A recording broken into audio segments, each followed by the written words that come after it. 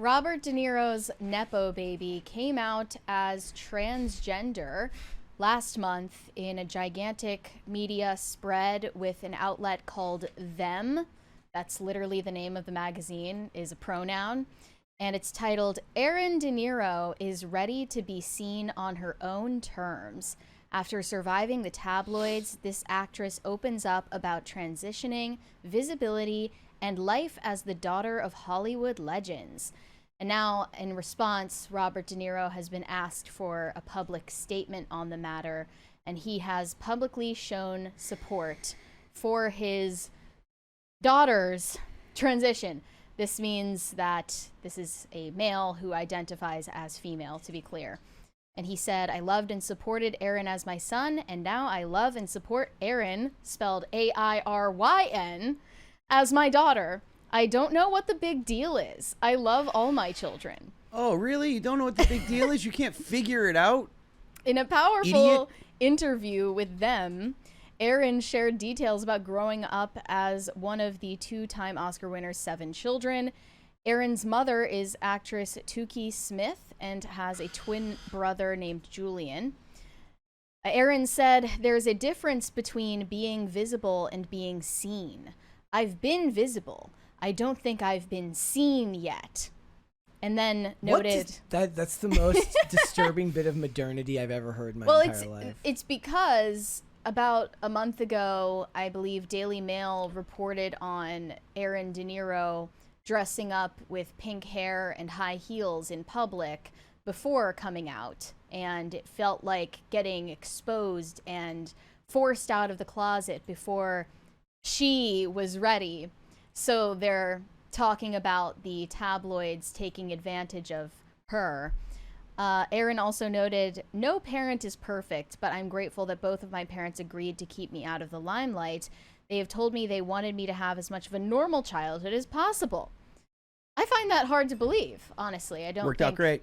I don't think that really panned out the way they hoped. And now, because you've kept your child out of the limelight, it looks like they have a special plan to make a name for themselves another way. Yeah. By coming out as some marginalized group. Yeah. I mean... It's just attention-seeking behavior, really. It's weird, too, because for Hollywood actors, it actually makes more sense, because people have even... Or, like, people in Hollywood, it makes even more sense, because people have even less...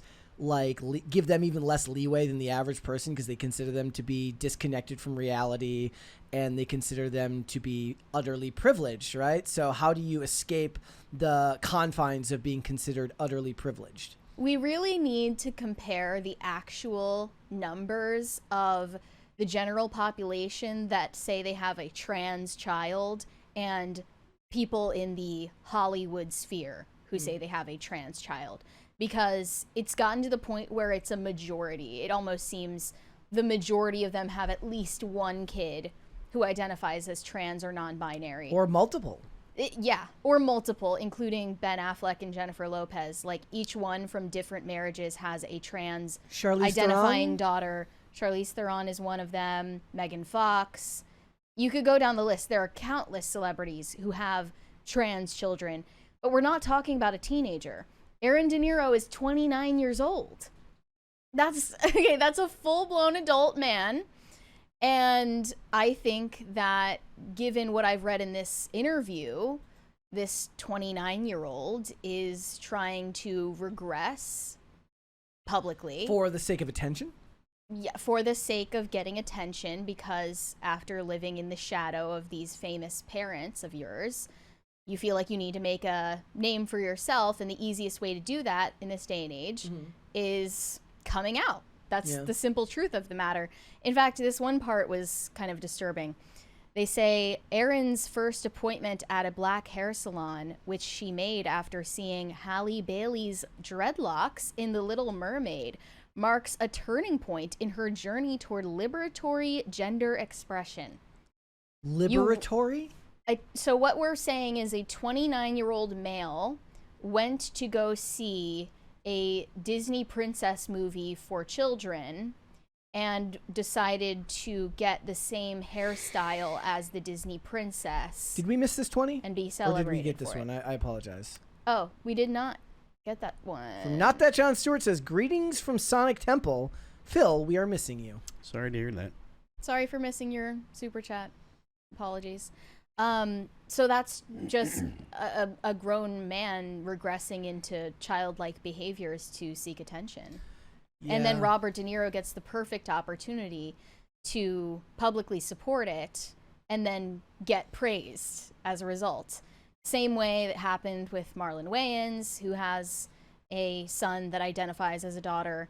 And he recently went on Michelle Obama's failing podcast to talk about it. It seems like Marlon Weighins only talks about his trans child at this point. I haven't heard him talk about anything else in the headlines. Phil for loves months. this stuff. But here was this video of their interview. Wanted to talk, Marlon, a bit about, just so proud of how you are being a role model for dealing with a child that's transgender. Absolutely. And that's, that warms my heart, particularly as a Black man. Would you care to share that journey of? Well, I learned. I wanted to. So that was her praising him. Yeah. It's just the perfect opportunity to make yourself seem like a hero, and people will praise you for being a good ally parent. Yeah. And it's just Munchausen's by proxy. In the industry, also, it's great for as cynical as it sounds, it's great for headlines when you're not working on projects and stuff like Exactly. that. Like, that's disturbing Your to think next about. but project is your kid. yeah, That's what it is. yeah, Truly. it's disturbing. And if I recall correctly, I believe that in the case of Marlon Wayans, his child came out while still a minor, right? I believe so. I think that we talked about that when we first covered. Well, because him. he implemented it, included it in like his latest comedy special. Like, Yeah, it stuff was called about like Rainbow Child, and Yeah. he was using his comedy special to talk about the fact that he has a trans child and kind of bring light to the issue. Yeah. And another actor, Dylan O'Brien, recently posted to Instagram about his appreciation and gratitude to know his trans sibling, Jules O'Brien, who is a female that identifies as male. Then it's so perfect.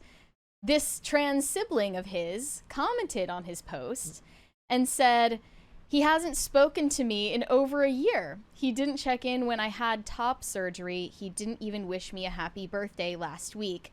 But glad I could deepen his experience in this world and make the world love him that much more." Well, that was passive aggressive. I mean, that's the problem when you deal with subjects of identity and public support, is that it starts to become a transactional relationship. And it's no longer about actually caring about a person. It's about caring about them in the way they want you to care about them, which is not always going to be the same thing for everybody. Yeah, but at least in this example, what's clearly happening is this actor, Dylan O'Brien, is using his relation to someone who identifies as trans to get public support, while evidently not giving a shit about them behind the scenes. And I believe if he really did care, he would have discouraged his sister from going through with that procedure, which mutilates her for life.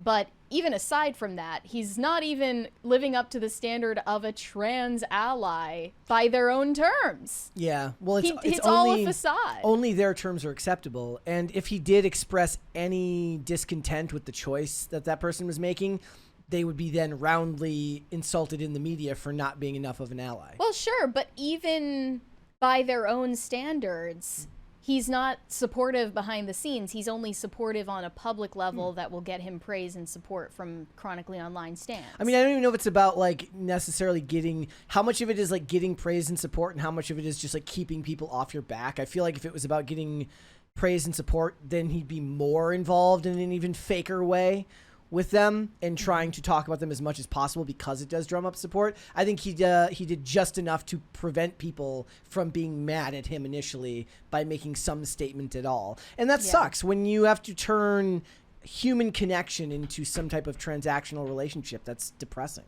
And by the way, we just talked about this yesterday, but Robert De Niro is co-starring alongside Jenna Ortega in a new movie directed by David O. Russell, who is accused of assaulting his trans-identifying niece and actually admitted to it publicly. He admitted that it happened and that he didn't see why it was wrong. And That's a real thing. now we're led to believe that because Robert De Niro made this public statement supporting his trans daughter, that he's some kind of ally. Yeah. Like, there's just no consistency. I would at least appreciate if they could be consistent in their own stated values, but they never are. I wonder if this stuff would have been curbed if, like, social media had never become a thing. What stuff? Like, anything to do with Hollywood. Obviously, for a very long time, Hollywood is, like, they've done stories about transgenderism, or they've done stories about drag queens. It's always been in the mix as far as Hollywood entertainment, but it's not like you saw it, how it related to them off screen, right? And until social media, there wasn't a currency behind these types of beliefs. Yeah, I agree, but it has been going on for even longer than that. I believe Cher has a child Yes. who identifies as trans. But when you look into the story, you realize that even in this pre-social media era, Cher was basically encouraging that to happen from the time when her child was very young. Yeah. So it predates that, but social media definitely doesn't help. And I also wanted to mention that Robbie Starbuck posted about a year Megan or two Fox, ago right? about living in the same neighborhood as Megan Fox and her children. Man, and that Robbie Starbuck must be doing good money. Must be making good money. This, Holy like, crap. gated community in LA, and he recalled her children at the playground with their nanny saying that their mom was forcing them to wear girl clothes. Okay. Again, so we know what's going on. Yeah. Okay. I don't know if I highly doubt that Robbie Starbuck was just making that stuff up out of thin air. And it fits perfectly with what you could have easily made an educated guess. Like, we know what's going on in those families. Thanks for watching. Listen to full episodes of Pop Culture Crisis on Spotify. Keep up with us on social media and make sure you subscribe and ring that bell so you never miss the show. Bye, guys.